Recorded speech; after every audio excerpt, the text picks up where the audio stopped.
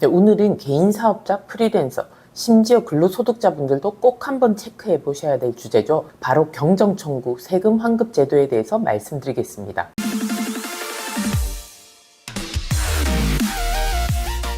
요즘 여기저기서 이런 문자들 많이 받으셨을 거예요. 세금 돌려드립니다. 어플로 클릭만 하면 환급, 카카오 인증만 하면 세금 환급 대상 확인. 사실 저도 이런 거 많이 받았는데요. 처음엔 일반 컨설팅 업체가 메일이나 카톡 등으로 보내더니 이제는 우리가 잘 아는 대형 카드사에서도 이런 거 막 날리더라고요. 컨설팅 업체라고 하는 곳들과 손을 잡고 카드사들이 고객한테 광고성 또는 영업용으로 막 날리는 거죠. 사실 저도 사업용 카드가 카드사마다 거의 다 있는데 대부분 카드사들이 이런 걸 보내더라고요.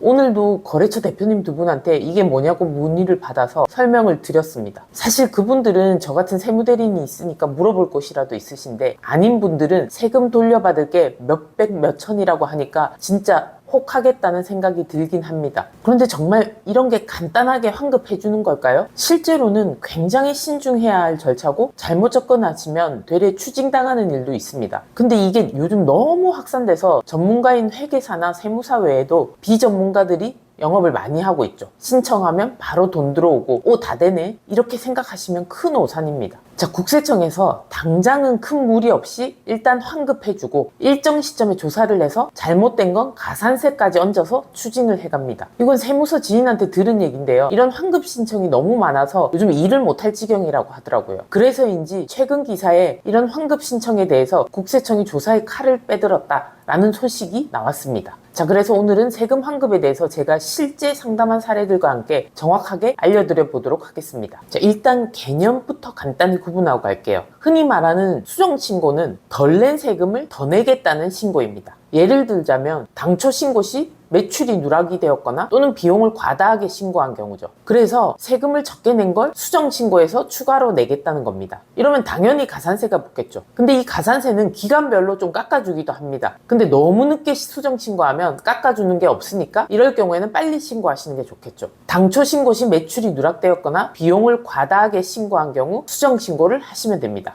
자, 그런데 경정청구는 반대죠. 세금을 냈는데 더 냈다. 그래서 돌려달라 이런 겁니다. 예를 들어 매출을 과다하게 또는 비용 넣는 것을 놓쳤거나 과세 대상이 아닌 걸 매출로 넣거나 한 경우 또는 요즘 많이 하는 거 있죠. 세금에 대해서 깎아주는 소득공제나 세액공제 등의 혜택을 놓쳤을 때 경정청구를 합니다. 가산세는 없고 오히려 이자를 붙여서 돌려줍니다. 자, 그런데 세무서에서는 세금을 더 냈다고 친절하게 가져가라고 알려주지는 않습니다. 그래서 납세자가 저 세금을 더 냈어요 하면서 그 부분을 경정청구를 통해서 환급을 받게 되는 거죠. 자, 그럼 나도 돌려받을 게 있는지 궁금하신 분들 많으시잖아요. 뉴스에서 은행 예금 안 찾아간 거, 보험금 안 찾아간 거 조회하라고 기사에 나오면 내가 있는지 없는지 없어도 한번 조회해보는 게 사람들 마음이잖아요. 세금은 그런 조회해주는 사이트가 원래는 없었는데 최근에 국세청에서 국세환급금 찾기가 홈택스에서도 조회 가능하게 해놨으니까 한번 조회해보시면 되겠습니다. 물론 이건 아주 당연한 분들 있잖아요. 예를 들어서 3.3% 사업소득자가 단순경비율 신고 대상이어서 단순경비율로 세금 계산하면 자료를 아무것도 안 넣어도 미리 낸 3.3% 세금이 더 크기 때문에 환급되는 분들, 이런 분들이 조회될 겁니다.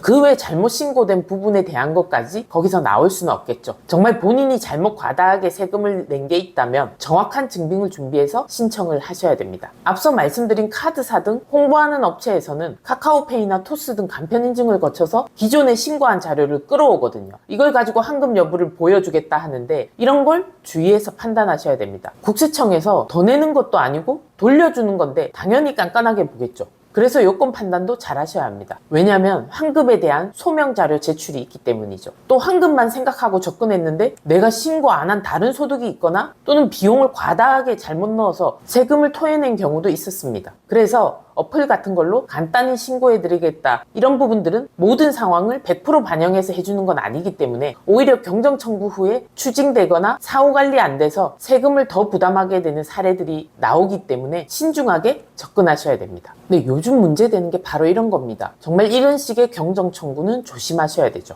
첫 번째로 내가 누락한 내용이 뭔지 정확하게 확인도 안 한 채 남들 다 한다고 하니까 신청하는 경우죠. 예를 들자면 세액공제 조건을 검토 없이 신청하는 거예요. 사후관리 요건이 있는데도 이런 건 전혀 고려 안 하고 그냥 환급 신청만 하는 거죠. 이렇게 환급해준다는 업체들은 대부분 사후관리가 없습니다. 그러면 잘못된 거 추징되고 이렇게 다시 환급받은 거를 토해내면서 수수료 준 것만 날리게 되는 거죠. 자, 그리고 두 번째는 소득이 누락된 줄도 모르고 경정 청구하는 분들이 있어요. 이렇게 경정 청구했다가는 다른 과세 자료에 의해서 숨겨진 소득이 드러나면서 환급은커녕 오히려 세금 폭탄을 맞는 경우도 있죠. 자, 지금부터는 세금별로 경정 청구 포인트를 한번 살펴볼게요. 우리가 잘 아는 부가가치세부터 말씀드려볼까요? 이건 오히려 심플합니다. 왜냐하면 매입세금 계산서를 누락하는 경우 이건 반영해서 환급 신청을 하면 되죠. 특히 아직까지도 월세 등 같은 경우가 종이로 된 세금 계산서, 즉 수기 세금 계산서를 받기 때문에 이런 경우 누락하는 사례가 있어서 경정 청구를 하면 되죠. 자, 그리고 매출을 중복으로 신고하는 경우가 있습니다. 세금 계산서를 발행하고 상대방이 결제는 카드로 한 업체들은 가끔 이중으로 세금 계산서와 카드 매출이 신고되는 경우가 있습니다. 자, 이러면 경정 청구를 하시면 되죠.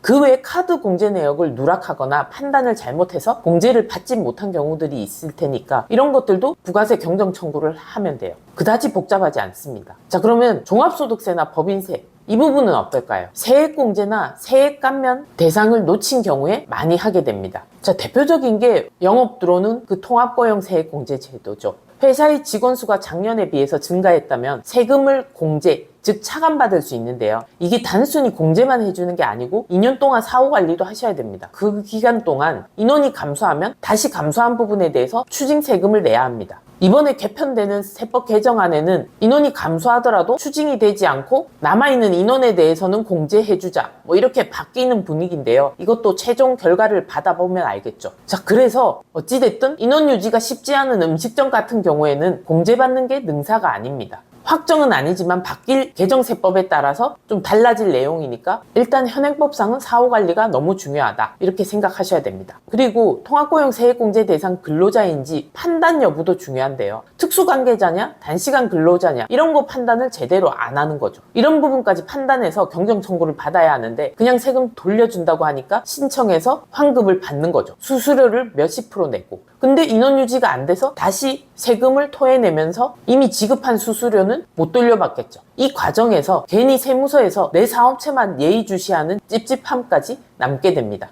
그러니까 꼭 해봐야 되겠다 하시면 세액공제를 당장 받는 것에만 중점적으로 보시지 말고요. 나중에 사후관리가 어디까지 되는지를 체크하셔서 경정 청구를 진행하셔야 됩니다. 최근에 저희가 신규로 받은 업체에 소득세 신고할 때 감가상각비가 누락되어 있고 또 그리고 직원들을 위해서 불입한 퇴직연금이 비용으로 반영되어 있지 않아서 환급 신청해서 1,000만 원 가량 돌려받은 경우가 있었습니다. 그리고 의외로 2월 결손금 누락이 많거든요. 이번에도 이걸로 600만 원 환급 신청을 해드렸습니다.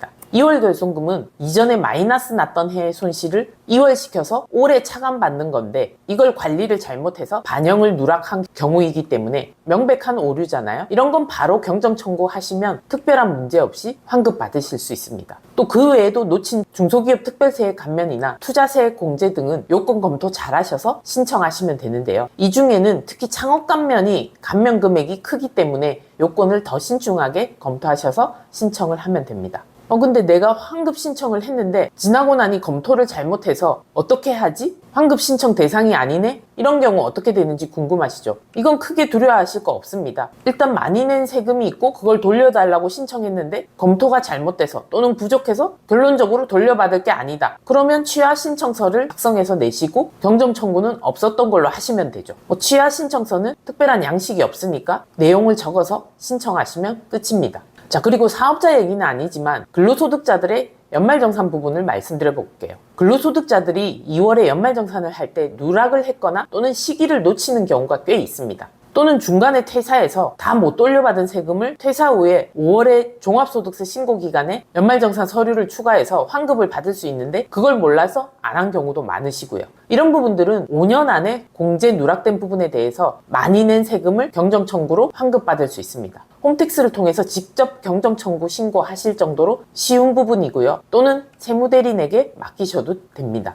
자, 그럼 경정 청구 절차 및 요건을 한번 살펴볼게요. 첫 번째로 당연히 누락하거나 과다하게 처리한 부분에 대한 여러 가지 내용들을 확인하셔야 되겠죠. 두 번째로 이 확인한 내용을 가지고 경정청구서, 즉 신고서를 작성합니다. 잘못된 부분의 근거와 이유 등을 작성하시면 됩니다. 그리고 세 번째로 증빙자료를 첨부하시면 됩니다. 이건 당장은 안 하셔도 되고 나중에 조사관이 요청을 할 때 제출하시는 게 보통 절차입니다. 계산서, 계약서, 계좌 명세서 등이 증빙이 될 수가 있죠. 그리고 나서 세무서에 우편으로 접수하시면 됩니다. 물론 홈택스로 전자신고하셔도 되고요. 자, 이렇게 되면 국세청이 검토한 후 2개월 내에 결과를 통지하게 됩니다. 자, 이제 마무리 해볼게요. 수정신고는 내가 잘못 신고해서 세금을 더 내는 거. 경정청구는 내가 잘못 신고해서 과다하게 낸 거를 돌려받는 거. 근데 용어는 중요하지 않습니다. 자, 오늘 말씀드릴 경정청구는 많이 낸 세금을 돌려받는 정당한 절차입니다. 특히 세금 신고를 많이 해본 결과 의외로 세금 신고를 실수하셔서 많이 내시는 분들이 상당히 많으십니다.